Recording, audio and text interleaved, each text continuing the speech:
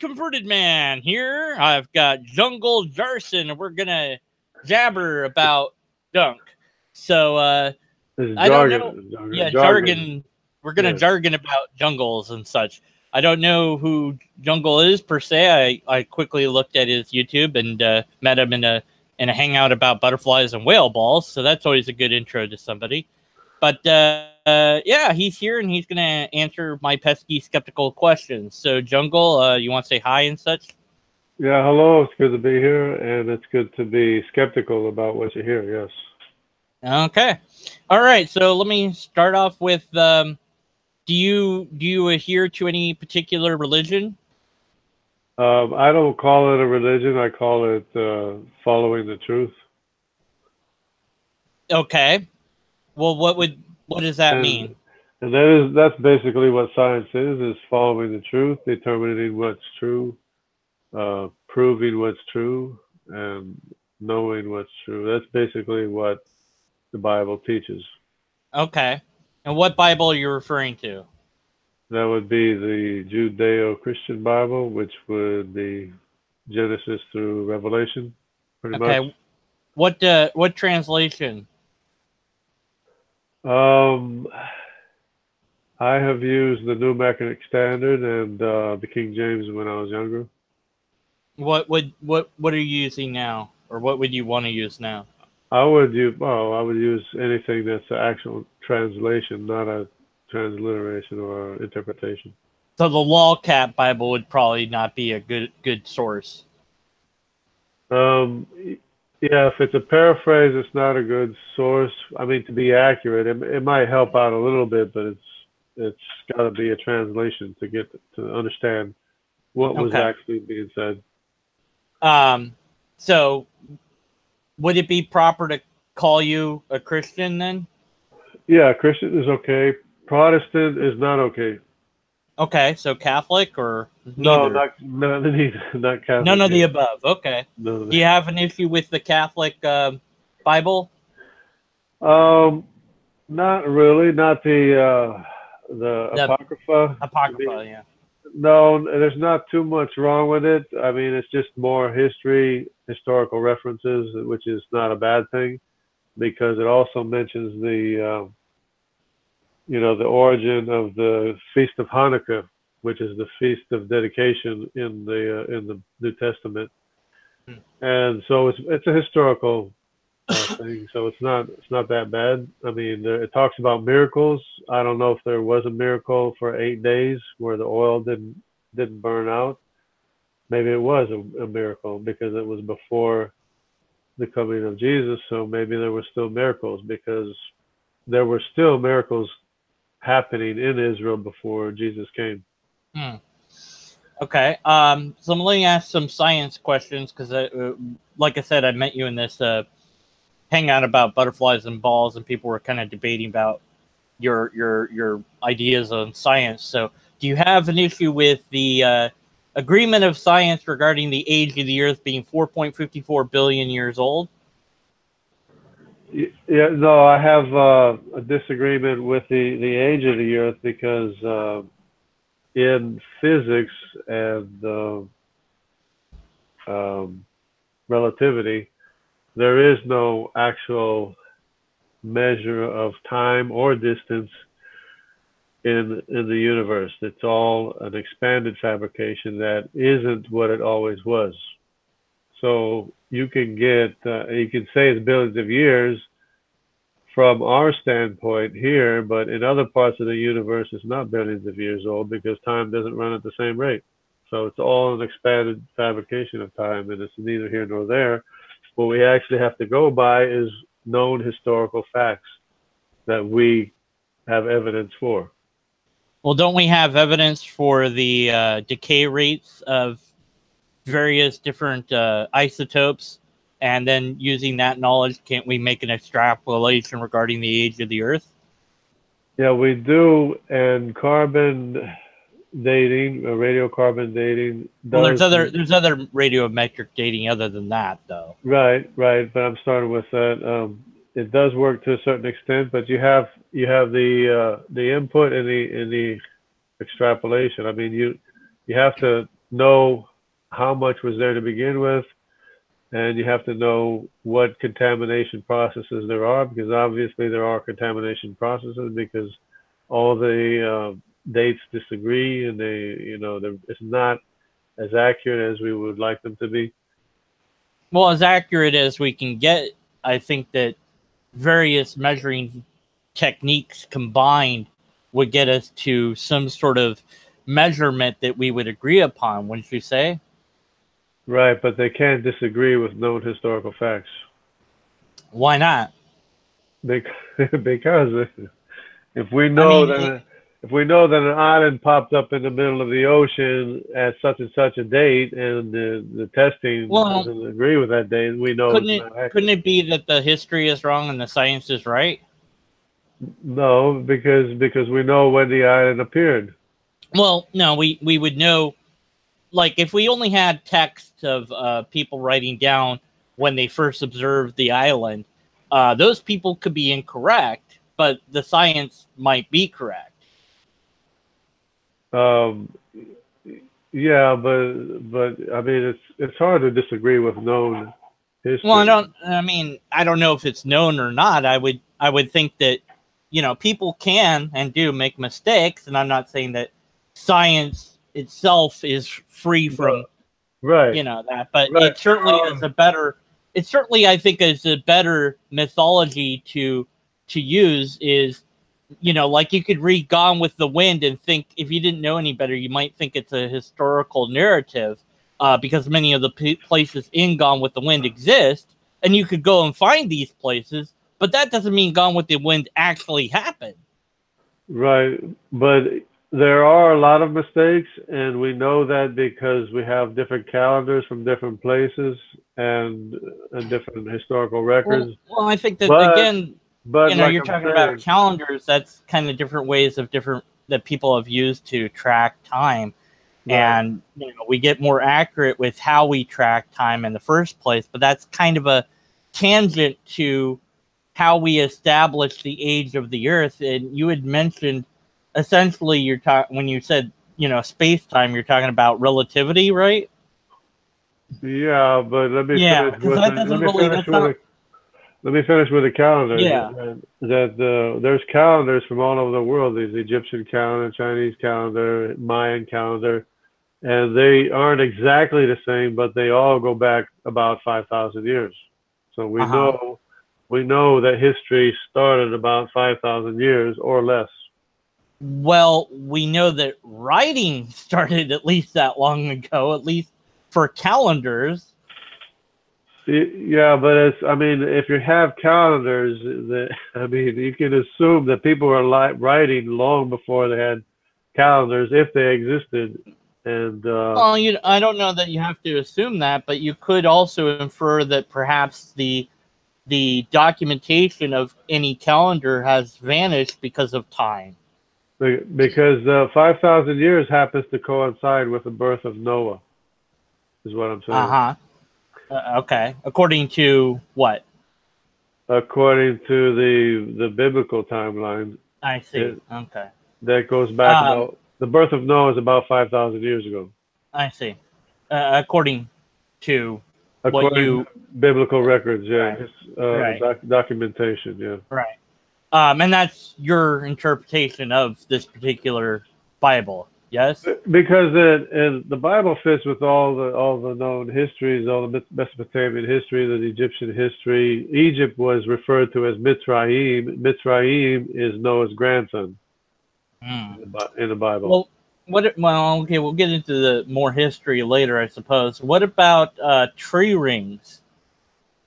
Yeah, they could have existed to the time of the flood, and we have a tree that's older than 6,000 years old. We have a tree that's, I think what is it? Yeah, it's possible to have existed from before the flood, yes, but that's before the flood, there's a history of 1,656 years exactly. How long? 1,656 years exactly. Okay, so how old would that make?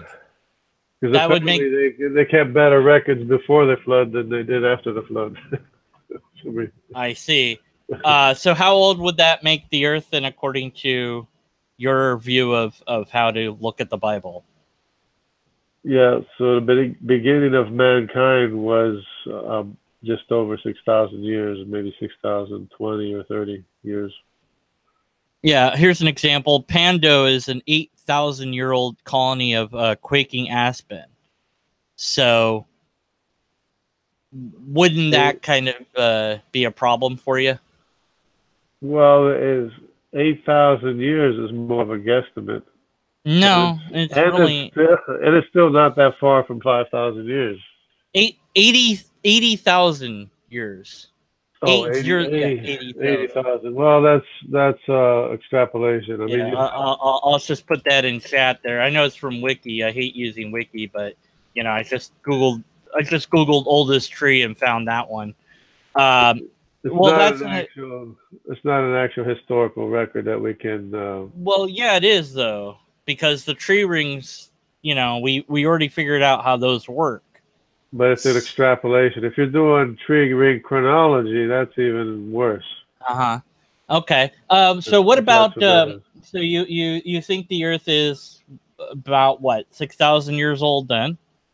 Well, what I'm saying is we have a historical records going back. You have an interpretation. You have an interpretation of a historical, of what you think is a historical record.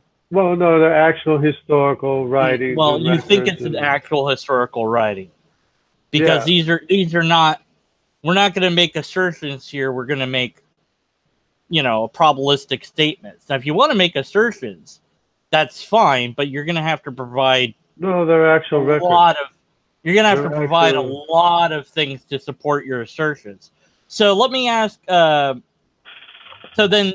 I would say then. What I'm saying is we don't have any other record. That's the only record we have. No, we have lots of other records, but again, I'm going to put that to the side because I want to ask you more questions. From who? Well, I'm gonna set that aside. I want to ask you more questions. So about 6,000 years young is the Earth, give or take, and then biological evolution. You have some issue with that as well. Yes, because everything is ordered to be what it is. It can't be something that's not ordered to be. Okay, so what does that mean? It has written instructions to make everything exactly what it is.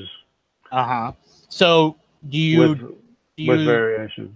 You don't. Okay, so there is variation. So is there mutation? Yeah, there's mutation, but if you change something that's from an existing genome, that's not writing something novel, that's not a novel gene or anything like that. No, I didn't say that it was, but slow change happens throughout time. You wouldn't. Are you fine with that idea? Yeah, except that it's going back to 6,000 years. Yeah, well, again, according to your views, and I have to pause a moment for my viewers that might be feeling some sort of deja vu because I had a conversation like this not too long ago. So I'm just recognizing the fact that, yes, I know that this is very reminiscent of another conversation. Anyways, okay, so biological evolution, you have some sort of issue with it. The age of the universe, I would assume you'd have similar issues with that. Yeah, like I explained before, that time is an expanded fabrication. You can't use expanded time as a valid measure of historical time because it's expanded from no time. So what about the redshift? Because that's used as part of the way of we know that the universe is 13 billion years old is due to redshift. That's what shows us that the universe is an expanded fabrication, and that time doesn't run. That time doesn't run, or hasn't always run at the same rate. Oh, so you think the way that time moves has changed then? Of course, because when you expand space, you expand the rate of time. Time runs faster. So I don't want to. I want to understand if I'm understanding this right. So the observation that science might make that the universe is 13 billion years old is incorrect because time has changed. It's incorrect because it's not. Time doesn't run at the same rate everywhere in the universe. And what do you mean by that? Like, well, most of the universe runs at a different rate of time. What would prove that, or how would we know that? It's relativity. Oh, and well, singularities. There's singularities all over the universe. Okay, I'll leave that to the side. With the time where time doesn't even pass. Time doesn't even go by. It doesn't even. So when we observe that the universe is, that we make this, this observation, I suppose one way you could say that would be that, well, we're just misinterpreting what the data then, and right. Why are we doing that? Well, you're just going along with your assumptions that of millions of years, when millions of years is a fabrication. Why is it a fabrication, or why did it become that way? Because time is a fabrication. The time expands when space expands. Okay. So when we have, physical time is a physical fabrication. It wasn't here and now it is here, and maybe sometime in the future, quote unquote, and is that time won't be here anymore. Okay, and that's based on what? Relativity. Okay, I see. So when 90, what is it? I don't know what the percentile of scientists that agree with it, but it's in the 90s. When you have a large variety of scientists from different nations, different religions, different backgrounds, that all agree on the age of the Earth, the age of the universe, and biological evolution. 3 different fields, by the way, but they all seem to agree. Why? How did they all get it wrong? They would have to address the problems, the timeline problem. I think they have. No, they admit a timeline problem themselves, because you can't get information from one side of the universe to the other side to equalize the temperature across the universe. And let's say they even admit there's a problem or something of that nature, but in regards to the fact that we have the majority of scientists agree with these 3 different ideas, how did so many people get this wrong? Well, but you can't agree with the rate of time that of 13.8 billion years. You can't agree with that rate of time for the universe and also agree with relativity, that where time runs at a different rate of time.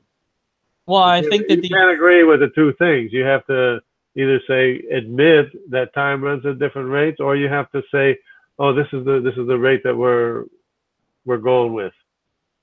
Okay. When it's not the only rate of time. So you don't think that the scientists have thought of that? I know they don't even think about it, because they don't talk about it. They don't talk about it.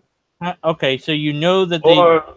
Or they're just hiding it. They know about it and they're hiding it, but they probably aren't even thinking about it.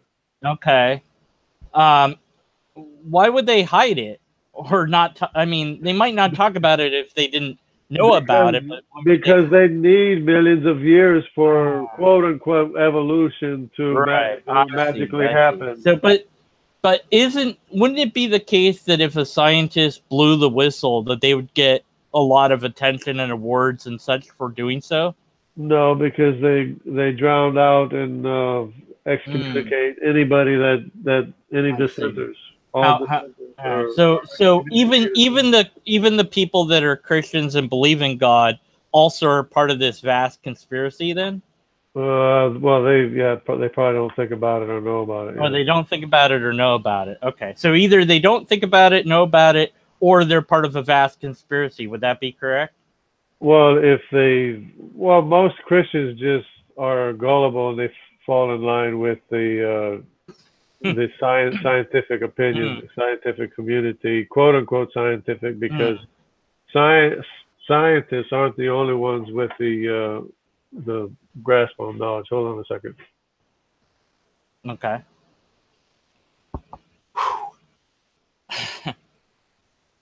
Well, hey, at least I'm not getting sworn at this time, audience. let me look at the chat here. Okay, let's see. Is anyone did you miss him? He thought the universe. I'm guessing 6,000 because you. Well, I don't know. It's not really clear. I'll ask him to clarify that. He believes in young Earth. That would okay. Yeah, go ahead. Hey, I got a question from Atheist Snail Journey. Are you saying that the age of the Earth is, the age of the universe is unknown or unknowable because of relativity, or are you saying that it would be the same as the age of the Earth? The age of the universe depends on where you are in the universe because time runs at different rates. Okay, so we wouldn't know what the age of the universe is. Would that be fair then?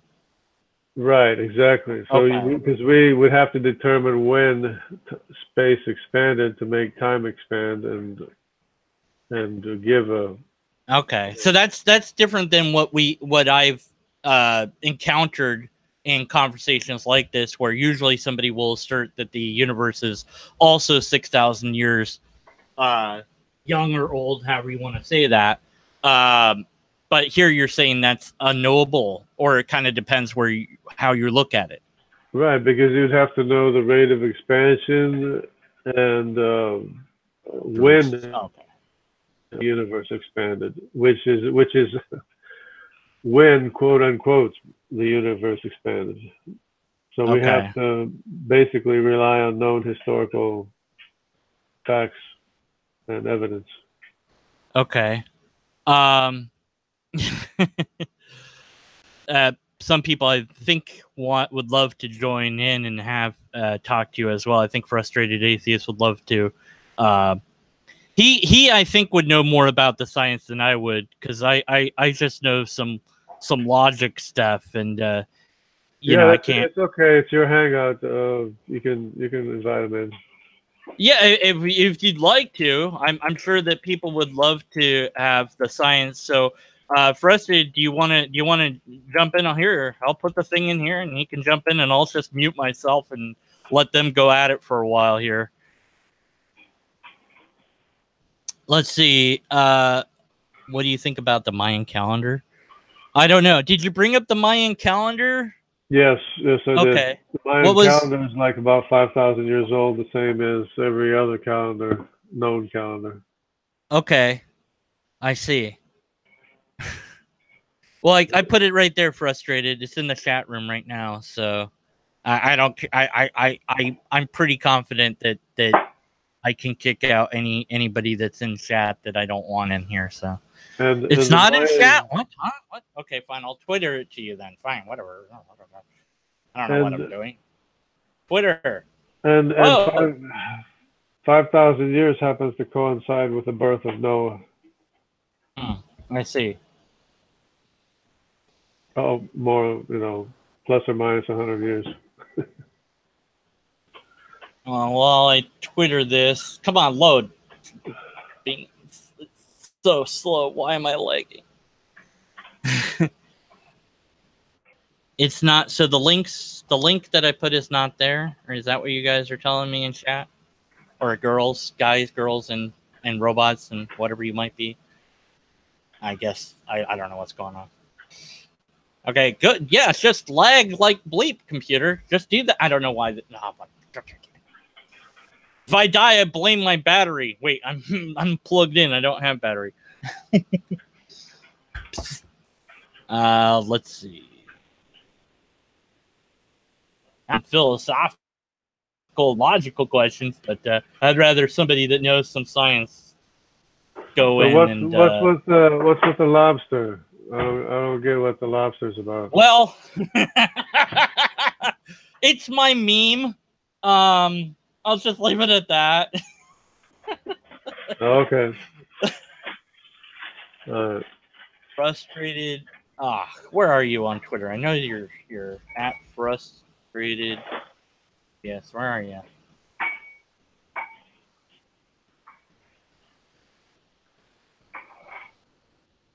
Why can I not find his Twitter? I'm stupid.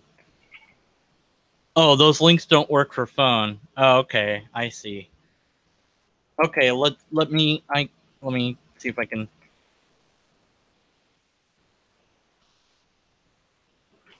Okay, this is going to be dead air while I try to figure out what I'm doing. And I blame, who do I want to blame? Let's see, I blame Matt Slick before. Blame Google. Why am I not following him? Twitter, you stupid idiot. Oh, God, Twitter, just don't understand. Yeah. I don't know why the link doesn't work on the phone. No, well, because phones don't have the ability to do, I don't know. There. I can blame Sewer Tapes, fine, it's Sewer Tapes' fault. Send it to Johnny, I guess we'll do that, sure, why not? It switches you to another page. Somehow it switches you to another page instead of the link page. Yeah, I don't know. Let's do that next. Okay, let's do that. There, boom, there. Now we've got two people that aren't me that can be here, and that can be a thing. In the meantime, while they figure out that I send it to them on Twitter and join in, I'll ask. Let's see, what what theological questions do I want to ask? So many. So the term young Earth creationist, would that be applicable to you then, or is that something that you don't care for, or what? Yeah, that fits pretty much more or less. Okay. Is there any other science that you have issues with, or? Well, that's mostly it. Just the time problem and the and evolution. I think we've got Frustrated here. Hello, Frustrated. Right. Hey, give me a sec. All right, 1,000 times up. Because obviously, I was so disappointed that the guy didn't read my whole joke, but he started to. It was great. He's like, "Why did the whale eat the boat full of sailors?" Oh, it's a joke. I'm not going to read it. I was like, "Oh, you was so close." So for those of you who weren't in the other chat that started this, oh, never mind. We'll just leave it be an inside joke. Okay, I'm ready now. All right. Here's Frustrated Atheist. Goodbye. I'm on hold now. Tell me when you're done. All right, so you said that the theory of relativity states that you can be anywhere in the universe and time affects you differently. You're changing the words a bit. It seems like time doesn't change where you're at, but it's actually running at a different rate. No, see, all relativity does, it says, is that you can be in two different points in the universe, and it makes it seem like you are the center of the universe. Right, that's all relativity is. It has nothing to do with that. No. Yes. Okay, listen to this. If that was true, then there would be no such thing as flying around a black hole and coming back at a younger age. Do what? A black hole is completely different. A black hole is. No, you know the twin paradox? Different. Are you familiar with the twin paradox? If you are on Are you going to ignore and if you're on Earth and you are on a different planet in a different part of the universe, time runs at a different rate. Time runs the exact same. That's all that is. And this whole entire idea that we can't know the not according to relativity. Yes, it is. That's then exactly what relativity states. You don't understand what relativity is, then. No, obviously you're the one who doesn't understand it, because you said a lot of things wrong in the short time that I've been in the chat. For instance, you've also said that we can't measure this rate, the way the Earth is expanding. In relativity, there is no absolute measure of time or distance. We have been able to measure this because it runs a constable rate. It runs at different rates of time. No, it doesn't.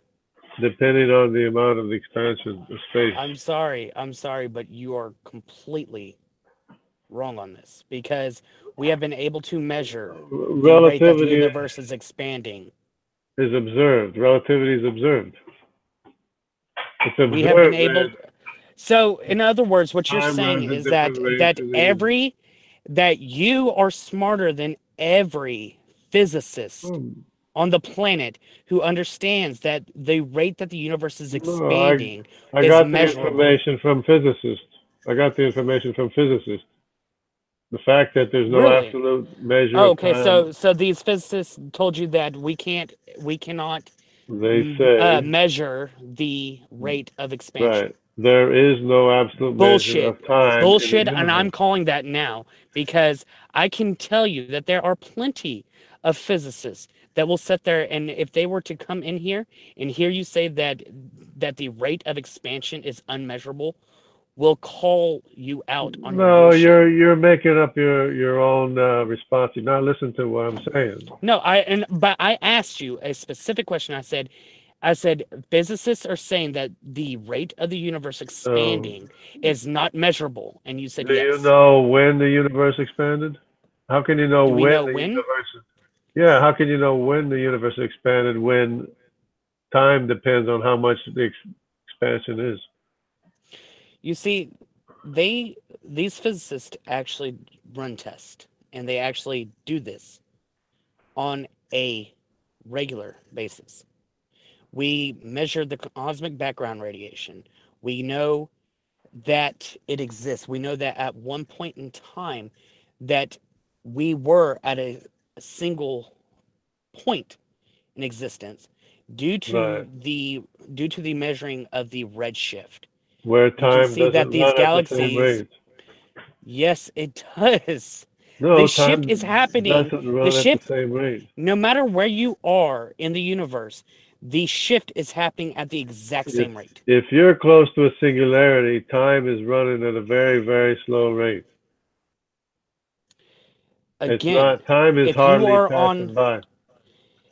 And the thing is you're talking about black holes. This is not a black hole we're speaking about. It's the same expansion thing. Of the universe is not. The expansion of the universe is not. Singularity is a singularity is a singularity. No, it's not. No, it's not. Time doesn't. If that's what you believe, then you are an idiot. I'm sorry. Because where time doesn't pass by.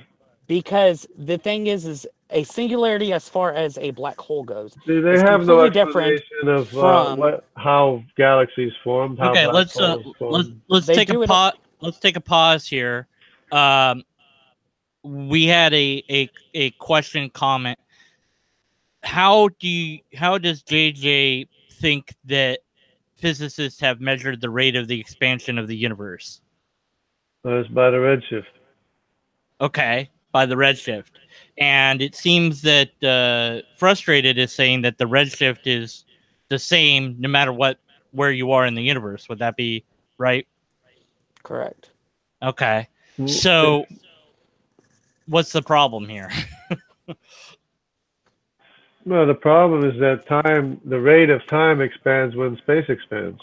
That's what the problem is. What does that even mean? I don't follow that. The time goes by faster the more space expands. In what? It's an observed phenomenon. There's no dispute about it. I'm sorry. Time does not. I'm going to ask a clarification to what you're saying from Frustrated. Frustrated. Everywhere in the universe. Can you explain what he just said to me? What he basically just said was that whenever you, So what he basically said was that while the space is expanding, the time within the space expanding is going at a faster rate, meaning that time is speeding up. It speeds up, right? That's basically what he's saying, but that is not. That is observed. Correct. Okay, well, but then that kind of presents a contradiction in that relativity. Of course, it's a contradiction. The age of the universe, rather, could be 13 billion years old for all we know, or much older for, and then the expanded rate of time measures 13.8 billion years old. Okay, so then What's the universe doesn't run at the same rate of time everywhere in the universe. Okay, so it's only the expanded portions of the universe that runs at that time, that rate of time. Well, if it's been so... Okay, but you see, the thing is space and time expand at the exact same rate. And that means that no matter what, the time is running at the exact same rate. So it doesn't. Yes, I'm looking it up right. I've looked it up right now. The rate of time increases, the more space expands. The scale expanding universe is space-time equivalent, by which we mean that all locations in space and time are physically equivalent. The universe looks and behaves the same on a large scale, regardless of location in space or time. So this means the estimated universe does not age. It always remains the same. Or the EST. Oh, it's saying the EST. I don't know. I guess it's the estimate. Universe does not age. It always remains the same. So the way this works is no, that's stack exchange. I don't want to use stack exchange. The expanding space. Okay, that's expanding space-time theory. Here we go. Let's time expand. Right here. This been asked. Terminal of cosmology, which currently agrees with the many independent experiments, does not involve expansion in time. It is unclear how expansion in time would do anything but confuse the issue, although it is a valid and interesting... this looks like another one where people just answer someone's questions. So it's basically ignoring the expansion of time. Well, you look that up. No, the time... Go ahead and... No, go ahead the and... time doesn't... The time doesn't... is not affected, is what I've been seeing. His time is not affected by the expansion. It is affected by the expansion of space. When you expand space, you expand the rate of time. That's what the twin paradox is all about. Where you send a twin and he comes back younger than the other one. That's because the rate of time is not the same everywhere in the universe. I have to correct you on that one. That's not how the twin paradox works. Did you just watch the minute? Say words. It's easy to say words. Explain it. Explain something. Did you watch the minute physics video of the twin paradox, and that's what you're basing this on, or like the twin paradox is more than just a video? With the twin paradox, no, I know that, but I'm asking you where you for many years. People have understood the twin paradox. Well, where is your information for this come from? Because it seems somewhat unaligned with the actual. No. How so? Say something. You got to say something with substance. Well, that's what I'm saying. You're not saying anything with substance. You're just making assertions about what I'm saying. Well, I'm trying to ask you where you've gotten your information from regarding the twin paradox, because it's an observation. It's called relativity. Space expands, the rate of time expands along with expansion of space. Okay, so but the twin paradox is to do with a black hole, not to do with any of those other phenomenon. The twin paradox has to do with a dilation of time. Right, and that's in reference to a black hole being there. It's in reference to a large mass, regardless of what mass it is. Well, the large mass would be a black hole, yes.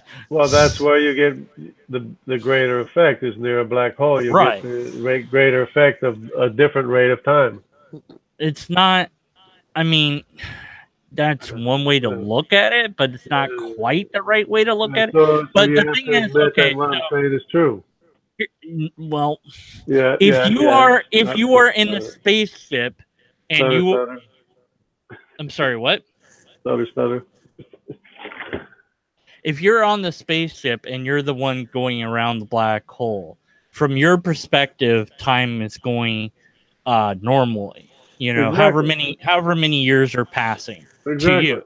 So let's say it was but it's not the same rate, regardless. Right. Well, no. Well, it is to you in a sense, but at any rate, so when you come back, for you, a year has passed, but for the other person, 5 years has passed, or something of that nature. Right. So that means there's a different rate of time depending on where you are in the universe. Well, no, this is again only in reference to the giant mass, because if we remove the mass, no, then it's a reference to the location in the universe. That's not what you're talking about something else now. You're no longer talking about the particulars of the twin. I'm talking about the rate of the passing of time depending on where you are in the universe, and it's exactly correct. You go to a different place in the universe, time runs at a different rate of time. Are you referring to the orbit of a planet around its star, then? I'm referring to the rate of the passing of time. But it would be this. What does that even mean? That doesn't. It's incoherent. The rate of a passing of 1 second here is 1001. If you go near to a black hole, it would be right. But the black hole is its own phenomenon. Okay, that's like a separate phenomenon from. It's physics. It's relativity. It's reality. It's observed. If I was to teleport from Earth to Alpha Centauri planet, the time that I exist there would be the same sort of time here. It's not like it would change because of my location in the universe. It would change depending on how much space is expanded where you are at.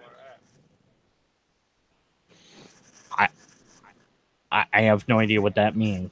Okay, let's assume that that's correct, because I don't fully understand what you're saying. And then the question I would then say is, well, then, if that's plausibly true in any sense, then what it means is that the Earth could be as old as you want it to be. Let me tell you this. When they go to measure the radius of a black hole, they will say that the radius of a black hole is greater than the circumference of a black hole. Figure that out. Have they actually done that? No, it's according to relativity. Okay. So wait, what did he just say? Say it again. The radius of a black hole will be greater than the circumference. What? I don't know what he's talking about. My brain. Okay, but it doesn't resolve the problem of the age of the Earth being as old as I need it to be, quote unquote, because I could say, well, depending on where you are in the universe, the Earth is a billion trillion years old, or whatever age I wanted, because it's all subjective anyway. So expanded time, yeah. Right. So the Earth is 4.54 billion years old, depending on how you look at it. Of expanded time, but you can't use expanded time as a valid measure of historical time. Oh, why not? Because it expanded. It was no time, and then it expanded to whatever time you measure. So let's go to the historical thing. So you really don't think that there's anything... What would it take to show you that there's something older than 6,000 years old? Well, everything's a fabrication. Everything's a fabrication. Yeah. Okay, so everything you just said is a fabrication. Energy has to be fabricated because it can't make itself. No. So are you saying that everything you just said is a fabrication? Every physical thing is a fabrication. Okay, so is what you just said a fabrication? No, it's reality. Okay, so which is it? Is everything a fabrication, or is only certain things a fabrication? No, every physical thing, not what I'm saying. Okay, every physical thing. Is truth. Truth is eternal. When you speak words, what are you doing? Concepts of truth. Okay, concepts of truth are eternal. So is speaking physical? They're not physical things. Is speaking physical? Concepts of truth are not physical. Okay, concepts that didn't answer the question. Is speaking physical? No, the words are physical. The vibrations are physical. The concept is not physical. It's invisible. The concept and it's eternal. It's eternal and visible. We're already beyond the realm of physical. Okay. Reality. So when you utter words, even though the words are now physical to some degree, and thus would become. But it carries information. The information is invisible, and it's not a physical thing. Okay, so information is invisible. What do you mean by that? It's a concept. Okay, it's a concept. I would agree that. Where does the concept exist? Not in the physical world. We're already beyond. We're already beyond. The concept doesn't exist in so, but it would have to exist in the brain, right? But it's invisible. Yeah, it's a fabrication. So that is a physical. How is the information gathered? Well, it exists in the physical, both in the physical, and it's not actually a physical thing, though. What we're talking about is not actually a physical thing. So it's okay. How's information gathered?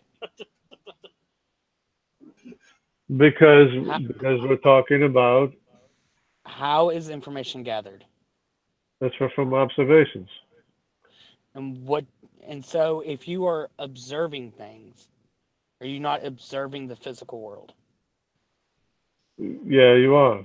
So it's all a fabrication. So you're observing the fabrication, therefore your information is also for fabrication. Right. If it's all there a you fabrication, go. So everything you just said is a fabrication. Thanks for playing. If it's all a fabrication, then there's more than just the physical world. No, how would you know that? It's all fabricated. You couldn't possibly hope to know that.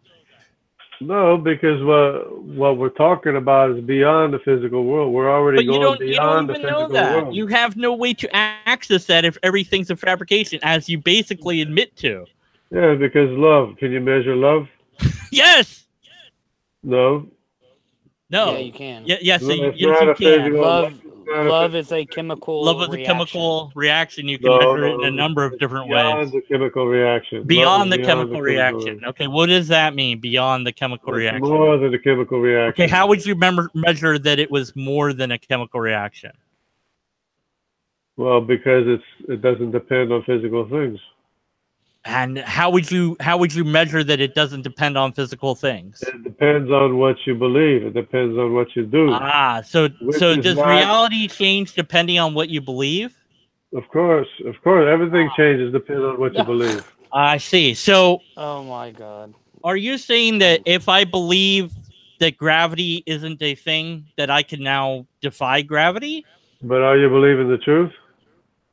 So only if you believe what's true does it align with reality. How does this work exactly? Because what you've said is logically incoherent to a fractal error of logical incoherence. Because everything you do depends on what you believe. Everything you do. Well, I don't think that that's true, because I go to the bathroom without having to believe that that's the case. It's just biology. Well, you believe that you have to use the bathroom and you use it. That's what depends on I don't think whether you believe in it or not. Okay, so it's kind of okay, I'll go with this. So assuming that you do things according to what you believe, then you don't believe in the afterlife, is that correct? No. There's much more than the physical world, because the physical world is a fabrication. But okay, do you believe in an afterlife, like something after your body perishes? Why not?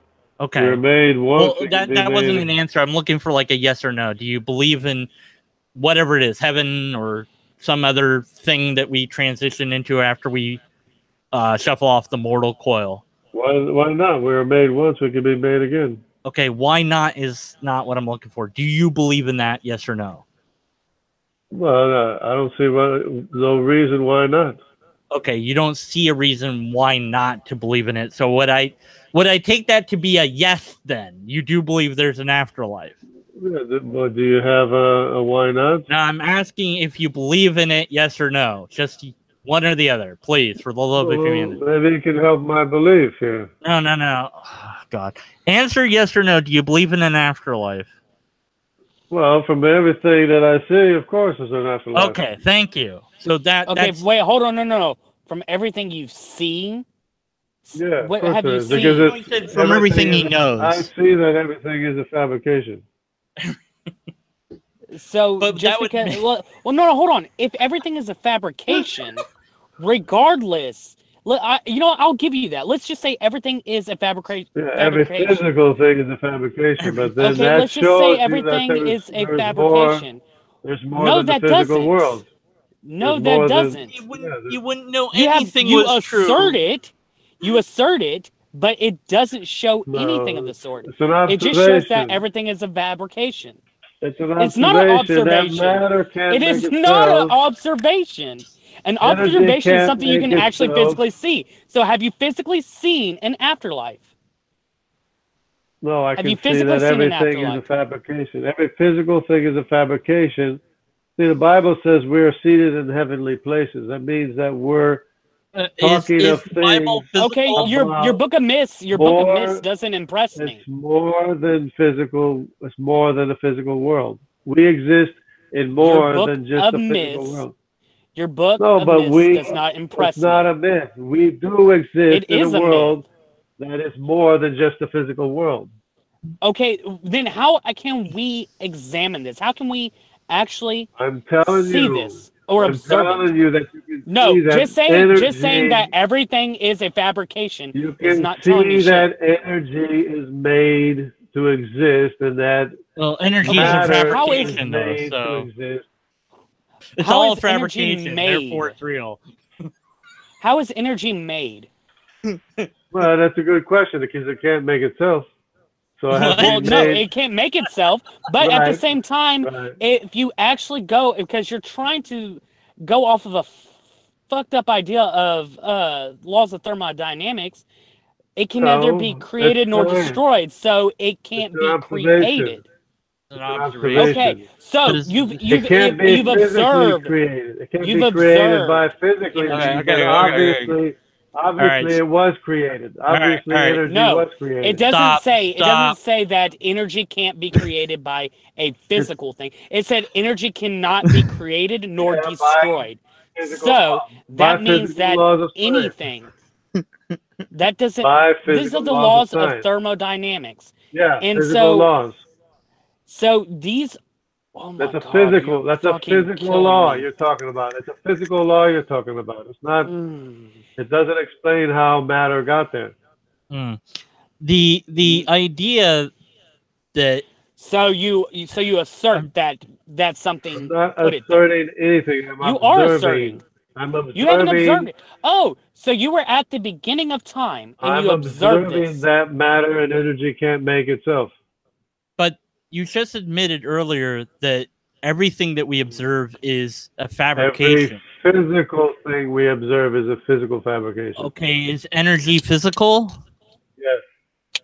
Okay, so energy would also be a fabrication. Right. Okay, so then what's the problem? It can be anything you want then, can't it? If it's what do you mean by fabrication? Maybe that's the problem. It has to be made to exist. It has to be made to exist. Well, what are you basing that idea on? Because it does exist.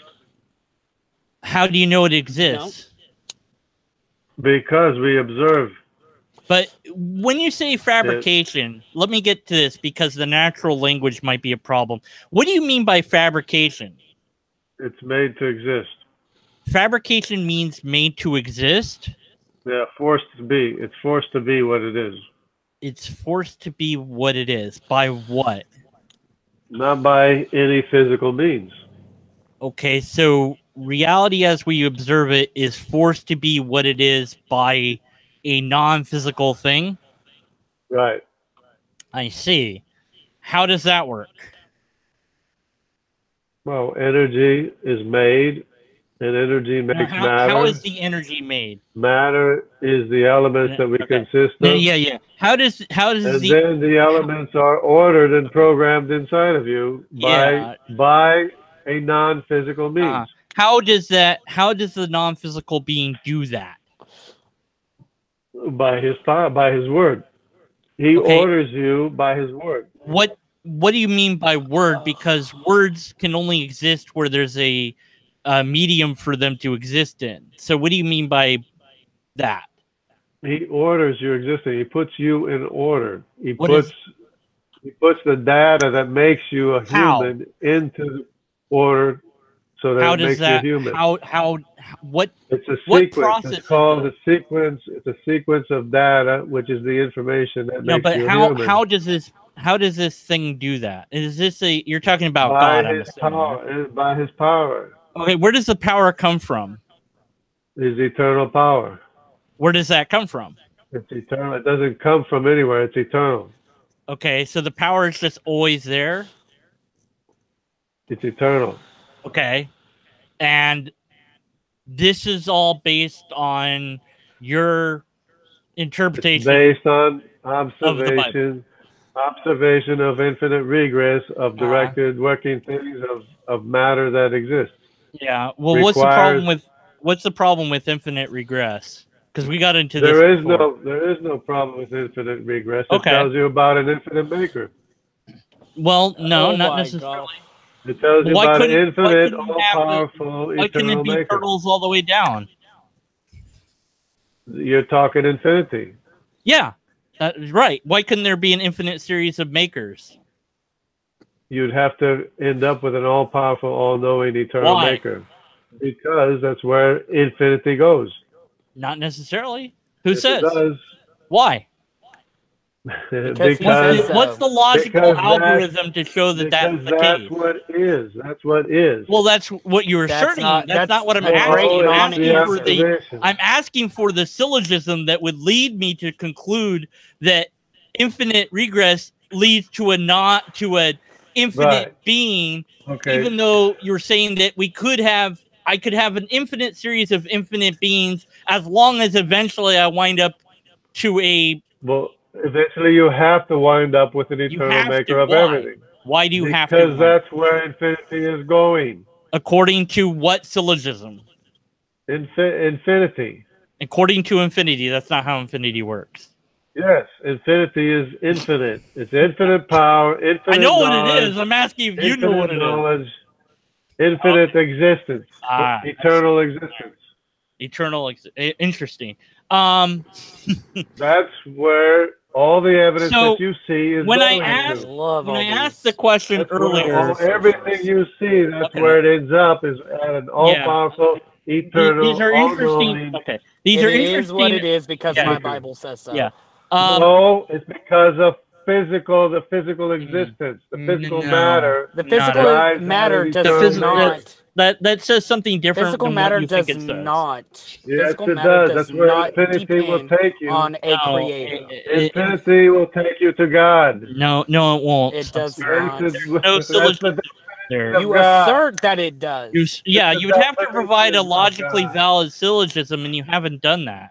You just asserted that infinity was a bunch of other things, which it isn't. You'd have to show that infinity is also these other things, which would take another syllogism on top of you already requiring a syllogism. No, there's only one all-powerful, all-knowing, eternal maker of everything. How would you know that? Because that's where infinite regress takes you. Where's the syllogism to prove that? What is the argument? You always have to have a bigger and more powerful, more knowledgeable maker. Why do you always have to have that? One. Secondly, infinite regress. Because nothing can exist without it. Based on what? How do you know that? Because nothing can make itself. Nothing can make itself. So, but again, that would lead to an infinite chain of creators. No, it'll eventually lead to an all-powerful. Eventually, why? Why does it eventually lead to that? What is the bridge from an infinite chain of creators to then say that there must be one that's always been there and hasn't? Special pleading is that bridge. I know that it's special pleading. It has to be bigger and better. It always has to be bigger and better. Right. More powerful. So you could just keep adding to that until you arrive at an infinitely powerful, infinitely knowledgeable, and infinitely existing maker of everything, and that's the definition of God. So basically, the concept, if I'm understanding correctly, is the highest infinity possible. Would that be creation is your teacher that leads you to God? That's what Newton was trying to tell you. No, that's what Newton was trying to not even in that realm. But we'll leave science to the side. Oh, here's Bad-Tempered Badger. Why don't we go ahead and let him talk for a while? Because my logical attempt at making sense of this is you're being illogical. You're totally being illogical. I'm the one being logical. No, your syllogism. Doesn't even exist. Hold first of all, hold on. Before we let Badger speak, the thing is it is logical to say that we don't know. Yeah, that would be beyond this. No, what is illogical is no, you don't. You do know. See, it is logical to say we don't know what happened before the Big Bang. Well, it is illogical to say, oh, it was God. I think the problem, frustrated atheist, is you're on a different side of the world than I am, so your time is different than my time.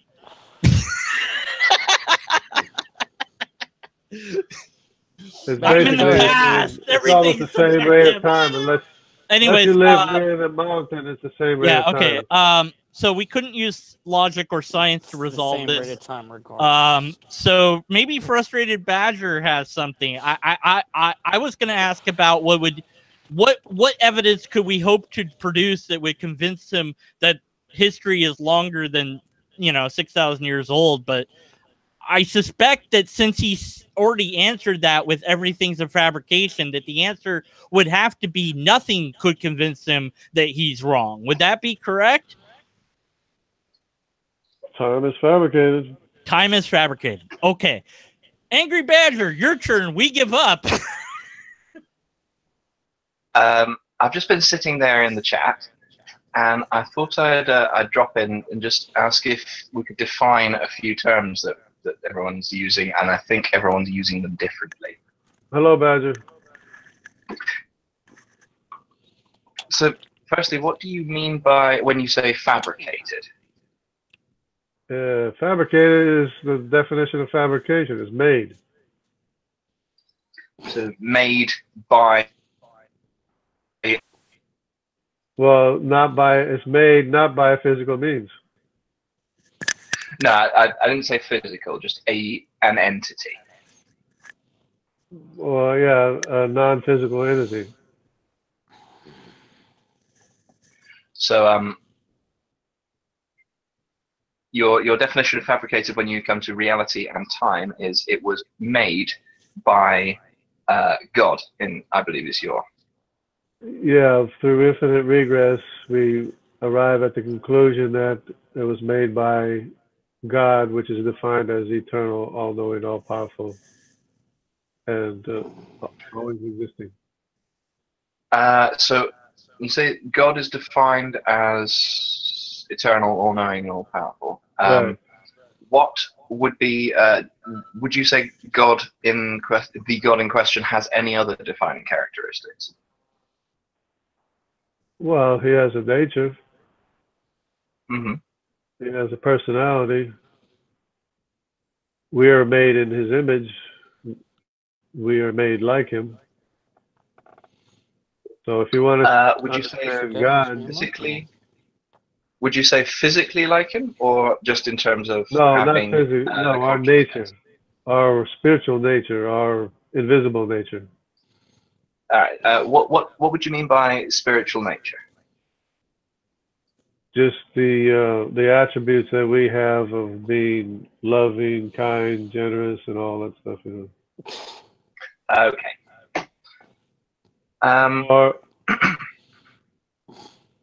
And that's our dilemma, is whether we're going to be loving, kind, or not loving, kind. We're going to be like God or not like God. Except your God isn't all loving. Well, God loves and holds to the truth, regardless of where we are. Let me ask this question then. Which particular version of God is your version? Which is the version that you believe is the correct one? There's only one all-knowing, all-powerful, eternal maker. Well, he said it's Krishna. He said the Judeo-Christian Bible is what he's basing this on. So, well, that's the only one that got it right. That there's an all-knowing, all-powerful eternal that's the maker. one that happened to Is just there- get it right. That's the only. Again, is there a Well, obviously, specific teaching of God. That's the only teaching of God that got it right Uh-huh. from what we observe in science. Well, Okay, so and then how what- lucky it was you happen to believe in the right one. Yes, I'm very lucky. I'm very fortunate. Is there a specific? Sorry, I think I might be a little bit behind. The denomination that you follow? No, I don't like denominations. Okay, so what Bible do you read from? He said the King James or the what was it? New American Standard. Okay. New Mackinson? I haven't heard of that one. New American. Oh, New American. I'm sorry. New American. Right. I can't hear words apparently. So you follow the New American Bible, and it's which is different in a non-denominational. There's two different. So you are an the King James is one set of uses text. the Christian label. The New American is another set of texts, and people argue about which texts are better. Well, you do know that the King James version was heavily edited by King James. He had his scholars edit the parts that he didn't like out to fit his lifestyle of being a homosexual. No, it was actually translated from a text. What the texts were saying, but there's two different texts. There's the King James text, and there's a New American Standard set of texts. So back then they had the New American Standard when the King James. No. The King James. No, I'm. Go ahead, Badger. Go ahead, Badger. They had what they regarded as the more faithful text. But according to King James, who had people translated to fit his homosexual lifestyle. This is a historical fact. It has nothing to do with that. That is a historical fact. People dispute whether or not the texts from the King James are the better text, or the text of the New American Standard are the better text. King James is the worst text you could hope to have or reference, but you know, it doesn't matter. It doesn't matter because all of history is fabricated. So they all talk about the eternal, all-knowing, all-powerful maker of everything. Okay, but you see, the thing is that the King James version, by historical facts, was comprised for King James, so that way he can have a Bible that spoke properly about his homosexual lifestyle. We heard that already. Let Badger speak. Okay. He wants to say something. I have a little question for you, which is, so assuming you said New American Standard, is that right? And you said that's the one that got it right? My question is, I'm saying that I was influenced by both King James and the New American Standard. Okay, so you say that the Judeo-Christian interpretation of reality as presented in the understanding of reality that got it right. They're the one. That's the only text that got it right about an all-powerful, eternal, all-knowing maker of everything there is. All right. How have you determined? Because only your maker can remake you again. Nobody else can. Okay. Perfect non-answer. So how have you determined that they got it right? Because it matches with the evidence that we observe of infinite regress going back to an all-powerful, all-knowing, eternal maker. All right. I would dispute one little thing with you there, which is, as I understand it, is a logical abstraction, not evidence that can be observed. No, it always has to be a bigger and better maker. Okay, what can you point to? I didn't get that. It broke up. I think I lagged a bit then. Let me say it again. What evidence can the evidence of matter and energy shows that you have to have a bigger and better maker of everything, all the way up to an all-knowing, all-powerful, eternal maker. What specifically elevates that explanation over the numerous other scientific hypotheses that have been presented to explain the existence of reality? No, you can't have something coming from nothing, unless you have something outside of a physical realm, making things coming from nothing. Well, many of them don't suggest nothing. They suggest other options, such as a repeating cycle or a multiverse scenario, or several other. There is an example in the Bible of something coming from nothing. When Jesus broke the bread and fishes, there was something coming from nothing. So that's an example of something coming from nothing, but it requires a non-physical maker. Wait, so you're talking about the story where Jesus took the single fish and the loaf of bread and five loaves and two fish. Loaves, yeah, whatever.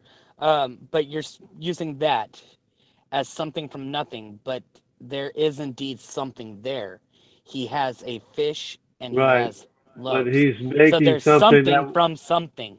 But he's making something that's not there. There's plenty of other particles in the air to work with. It's not like you have a nothing where he's pulling this from. There's plenty of something. Now, maybe you want to assert that he. But you're missing the fact that there's matter. Appearing that wasn't there. Right. Okay, thank you. But it's appearing. I mean, well, there's no way to know. Fish and loaves weren't there. No, there would be no way to know if it's appearing from nowhere or appearing from the other loaves. It has to be. Let me just put my snout in again. Coming into existence that wasn't there. Okay. Okay. Back to Badger. Nothing. But how do you distinguish that from, for example, a replicator that is taking molecules from somewhere else and confining them into these fish and loaves? Well, you need energy to replicate molecules. I mean, because molecules require energy to exist. But molecules are bound up energy. So how could you say, for example, that Jesus in this instance was definitely the Son of God, as opposed to a being with distinguishable from godly power? Well, I don't know if I understood the question, but you would have to be outside of the physical realm to be able to do that.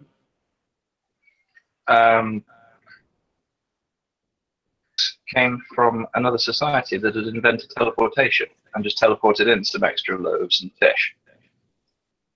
Yeah, but infinite regress would require an infinitely greater maker that made the aliens or whoever it was. I'm the infinite regress thing. I'm just questioning your complete faith in the Judeo-Christian explanation as the correct one. No, because you would always have to have a bigger and better maker. Sorry, I didn't quite hear that. You would always have to have a bigger and better maker because you're talking about a maker of molecules. Because what made the aliens? Nothing made the aliens. They always existed eternally. So you're redefining, you're giving another name for the same God. No, eternal. Well, you're giving another name for the same aliens. Yeah. Well, I'm just presenting a hypothetical scenario where the Judeo-Christian explanation is not correct. I just gave you the response. I just gave you the answer that you would have to have a maker of another alien. Yeah, it goes back until you get to his God very conveniently. Well, evidence. It's called evidence and logic. Okay, I think my brain can take no more, but I wanted to ask this question and get a clear, concise answer. P.S. to all my audience, this is not going to happen, but we're going to try anyways. Okay, so JJ Jungle, everyone's calling you JJ, but Jungle Jargon here. What evidence or phenomenon or what have you, what would we have to present to you to convince you that you're wrong on any of these things? You would have to give me observable science. Okay, and that's already been given to you. So what would we have to give you? Wait. What, where, how, who, when, what?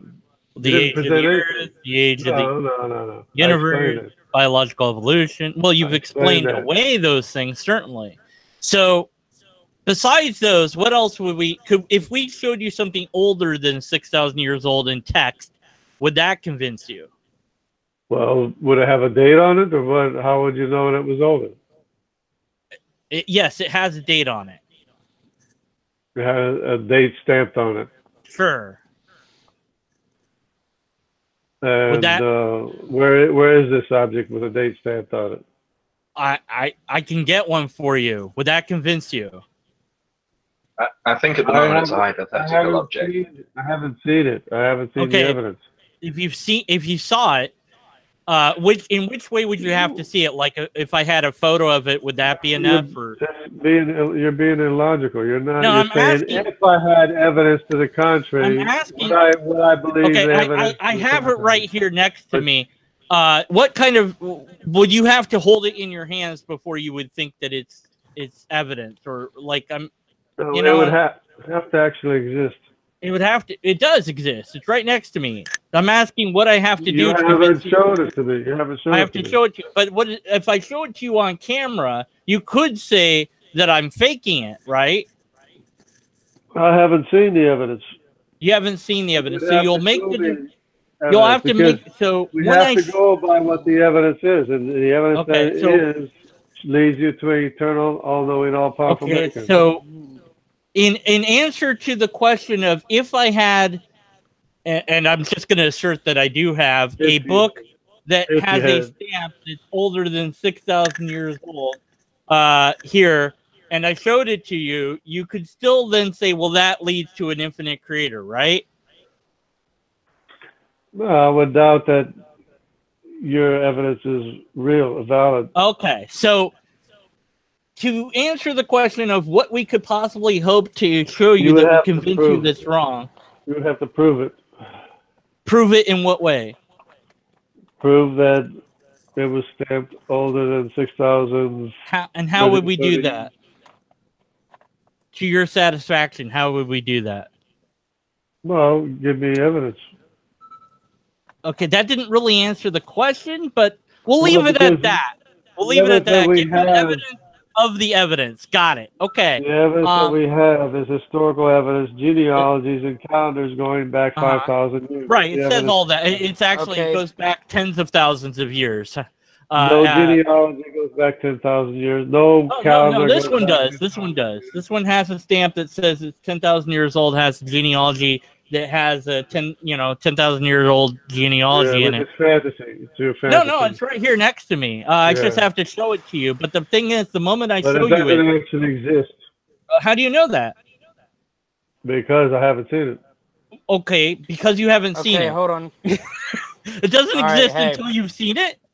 Because I've seen all the evidence that we have, the historical evidence, only goes back 5,000 years. The answer, I want to get this answer out there because I know the answer, I suspect what the answer is. So the answer to the question of what would convince you, would it be correct in saying that reality and truth? You have to give me reality and truth. If you don't have it, you have fantasy. And even if I give you that, you could still deny it though, right? No, but you're just saying that fantasy, that reality is different than what it is. Right. So, in other words, you've decided what reality is, and anything that I could give you that says differently would, according to the evidence, any evidence I could present you, you would reject unless it aligns with your reality. Is that correct?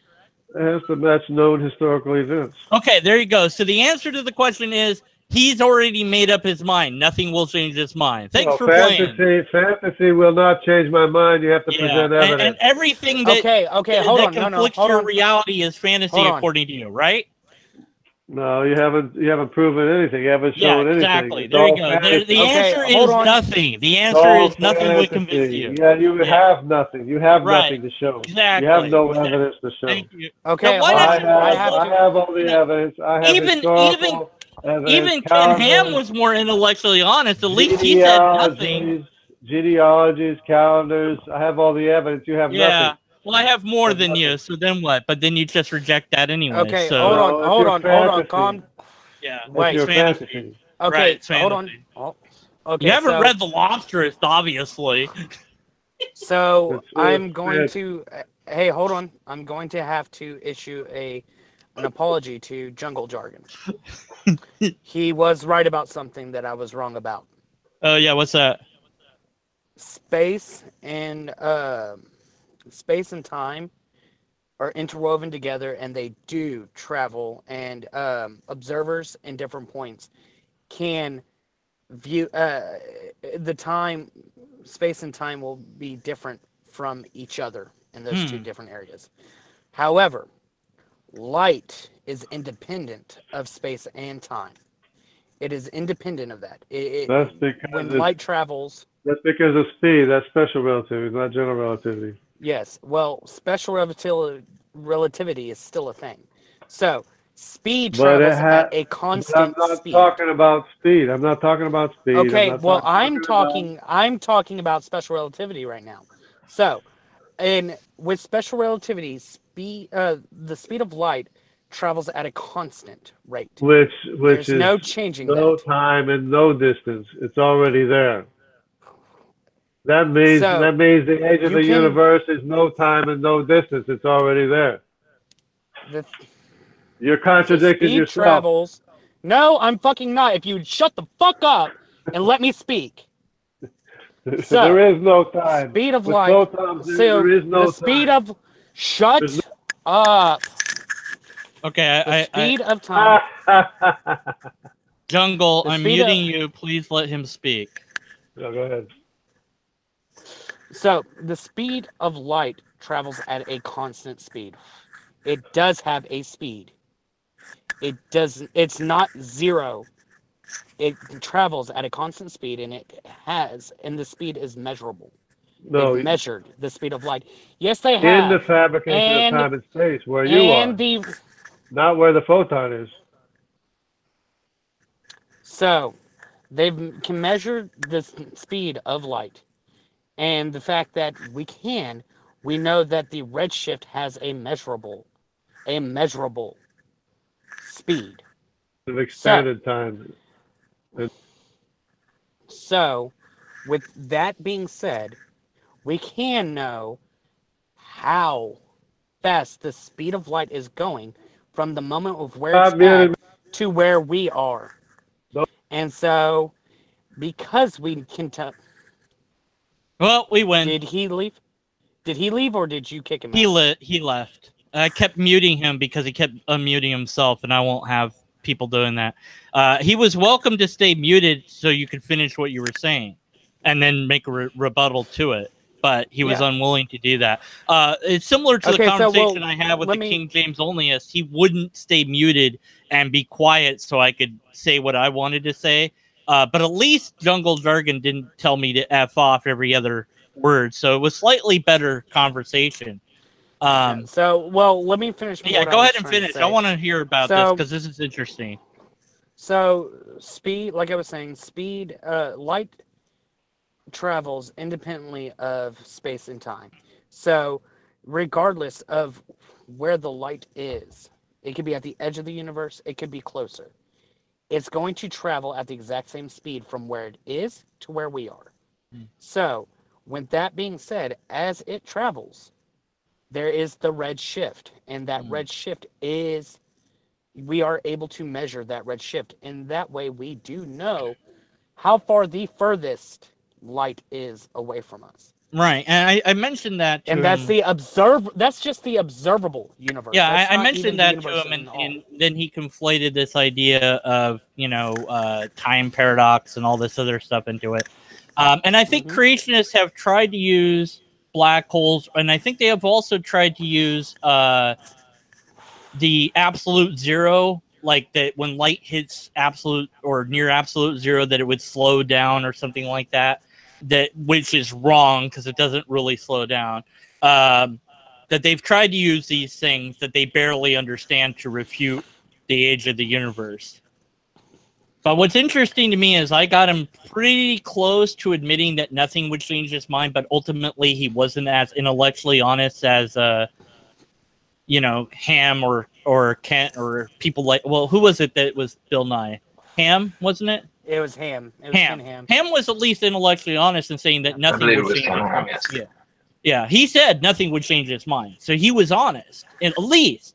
I mean, we disagree with him, but at least he was intellectually honest. Whereas this guy, his answer was like, well, even if you had this book, which I don't know if we could find a book that had a timestamp on it that said it was however old. Well, the thing is, but that's ridiculous anyways, because you wouldn't need it to be stamped. You could use other methods. But even if it was, he could still reject it because it doesn't align with what he thinks reality is. So it wouldn't matter. The thing is we don't even need a book. We can do that with just the fossils alone. And I mentioned tree rings. Well, it was the tree roots. I was wrong about the particular tree that I found. I think there's an old tree, but that's pretty old as well. But I can't remember off the top of my head. But I think ultimately it was, he's for whatever reason picked this religion to ascribe to, and this is the truth, capital T, end of story. It's interesting to try to educate somebody like this, but it's ultimately, I dare say, impossible, because when you say something like everything's a fabrication except for information, except for this, and then you make all the, it's just the additional things you have to believe or not believe in order to get to the conclusion is, well, it takes a lot of faith. Yeah, and the thing is, it comes down to something that I've seen. Yeah, I mean, the I idea think I'm lagging into the middle of everything. Yeah. Yeah, you're lagging there, man. Your time zone is different than ours, so yeah. Well, also, it's all a fabrication. It travels slower or faster. It just depends. I mean, because for a badger in the UK, time is just slower in general. Yeah. Well, you're a badger on top of everything else, so probably everything looks different to you anyway. So. And what really pissed me off is the fact that I was intellectually honest enough to say, you were right, I was wrong about this one particular thing. Yeah, and then he couldn't even let me finish my right, because the next thing that you said was going to refute the part where he still was wrong. Mm-hmm. And so, because it was going to refute, because he says, it's a lot of cognitive that's dissonance. He said that's general relativity. That's what general relativity says. You're talking about special relativity. It doesn't matter. They both still fucking exist. Yeah. I think we're running out of viewers here. We dropped to the minute he left. By the way, and again, everybody, he left. I did not eject him. I was muting him over and over again to try to get so that Frustrated could get his word in. But yeah, he left. He voluntarily left the conversation. And that's a shame, I mean, again, sometimes we lose our temper, and it's understandable. It happens to me more than anyone else, I think, but I don't know that that's true either.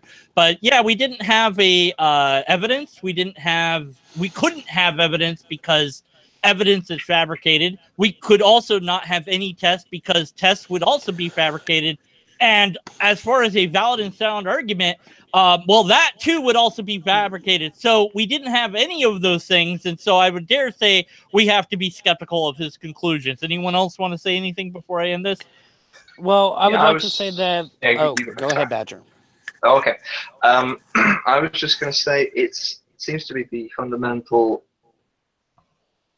in worldview that I've noticed in most interactions between theists and atheists, which is that the atheist looks at things generally, skeptical, scientific-minded atheists will look at things in a bottom-up, looking at, well, this is what we can show to be accurate. This is what we can infer from that knowledge, and we don't know anything else. Whereas the theistic perspective is, well, this is how reality is. This is how God intended within it is as intended, and we can know everything because God says so. Hmm. Yeah, so this is how, if you couldn't tell by the rest of him, one of the rest of what he's said of him being dishonest is, you can tell for the fact that whenever I told him it is historically accurate and evidential that the King James Bible alone was made for King James, so that way he can be okay with his homosexual lifestyle in the view of God, because the Bible had shown clear indication that it was not okay. And so he had his scholars or whatever show that it was okay for him to be gay. And the fact that he could not accept that, or he kept saying no, even though I said this is historically and evidentially accurate, and he still says no because it goes against what he already preconceives, shows how intellectually dishonest he is. Yeah. It's weird because he didn't seem like a King James onlyist, so it's really weird to see that he would, reject history. But again, it has to be history that I guess aligns with what he's decided is real. So thanks, guys, for joining in. This was a thing we did. I'd like to thank Jungle Jargon. Sorry to see you go. I guess your argument couldn't withstand scrutiny, but that's okay. It's all a fabrication. And listen until we have fabrication. Good night, everybody. Let's hit the button. The button for fabrication. I'll say fabrication.